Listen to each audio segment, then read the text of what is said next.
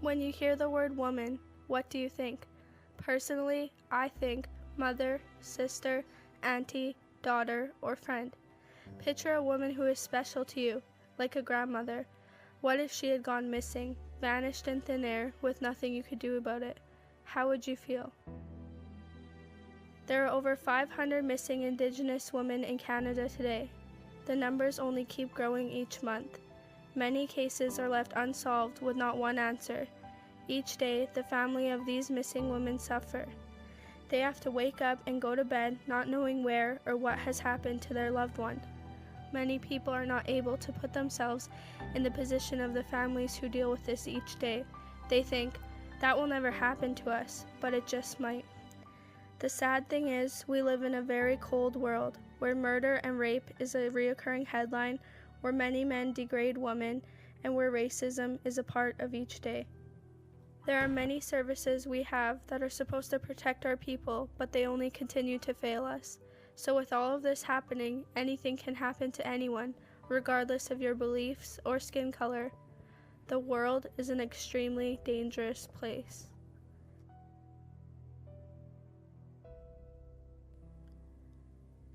Tina Fontaine was a 15-year-old girl who went missing in late July 2014 here in Winnipeg. The facts surrounding this beautiful young girl's murder are truly heartbreaking. Tina was a child under government care at the time of her disappearance. She was also encountered by several officials, including police, paramedics, and a social worker. People who should have helped her or got her to a safe place did nothing but let her go. She was found dead in the Red River on August 17, 2014. Tina's aunt remembers her as a perfect little girl who loved children and loved to jump on the trampoline.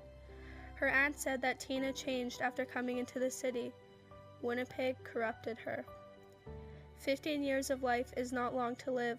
Tina was still a little girl with so much more ahead of her. Many people see her as another sex trade worker or another alcoholic Native kid. What everyone should be seeing is this was still a child. She was someone's niece, sister, daughter, or friend. We should have been protecting our children.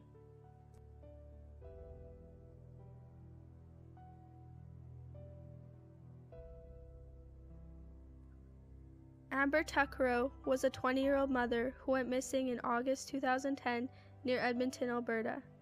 She was staying at a motel outside the city with her 14-month-old son and a female friend. RCMP treated her case with undeniable disrespect. The media was told the police had no reason to believe she was in danger. Amber's name was removed off the missing persons list, and her belongings were destroyed by police without her family's knowledge. In 2012, RCMP released a disturbing audio recording of Amber's last phone call.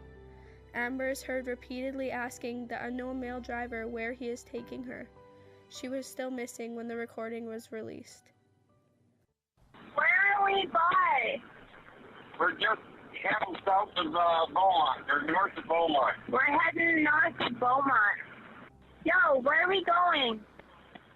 Just No, this is a... Are you f***ing kidding me? You better not be taking me anywhere I don't want to go. I want to go into the city. Jeez. Yo, we're not going into the city, are we? We're going. No, we're not. Yes. Then where the f*** are these roads going to? 50th Street. 50th Street. Are you sure? Absolutely. Yo, where are we going? 50th Street. 50th Street? 50th Street. East, right?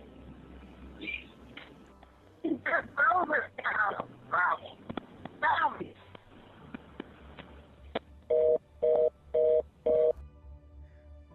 On September 1st, 2012, 4 days after the release, Amber's remains were found near Ladue. RCMP say the discovery of her remains so soon after the audio release was entirely coincidental. The 60-second audio comes from a full 17-minute phone call, the same time it would take to get from the motel she was staying at to where her body was found 2 years later. One woman came forward saying she knows the voice like the back of her own hand. 2 other women also believe the voice belongs to the same man. Police say they have looked into these women's tips and that man is not a person of interest. Let's not forget that Amber's son was only 14 months old. He will have to grow up without his mom, and when he is older, he will also learn about his mother's heartbreaking disappearance. He will always have that emptiness in him for her. Amber's mom says she misses her every day. She was her only girl after 3 boys. Amber's mom suffers each day not knowing who did such an awful thing to her baby. She is the one who will have to answer her grandson's questions about his mother. Many people might think that Amber was just another Native woman asking for a ride from a stranger, but what we must remember was Amber was a mother, a friend, a daughter, and a sister. Her case will always be about the voice. It is now up to all of us to be her voice. We should have been protecting our mothers.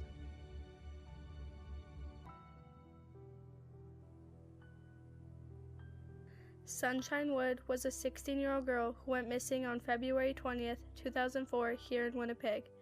She lived in God's River, Manitoba up until September 2003. She moved to Winnipeg to attend high school since her community did not have one. Sunshine was supposed to be staying with family, but at some point she moved in with a woman her parents did not know. Sunshine's father said that she would always stay in touch. She was last seen at a hotel in downtown Winnipeg. The police referred to her disappearance as out of character and also stated that she was street smart. She was only in the city for 6 months before disappearing without a trace. Her father said she was the typical teenager. She loved to smile and laugh with her friends. Sunshine is one of many children that have to move out of their community to attend school. Unfortunately, her move to the city that was supposed to be the beginning of her future was the end of her life. She is now one of the many children on a missing persons poster. Sunshine's body was never found. Many people will only think of her as a downtown Native kid, but she was a child that wanted to learn. She was a daughter, a friend, and a sister. We should have been protecting our students.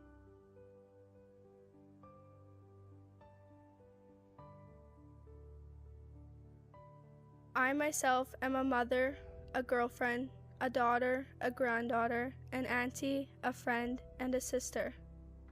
I couldn't imagine the hurt my family would go through if I had vanished.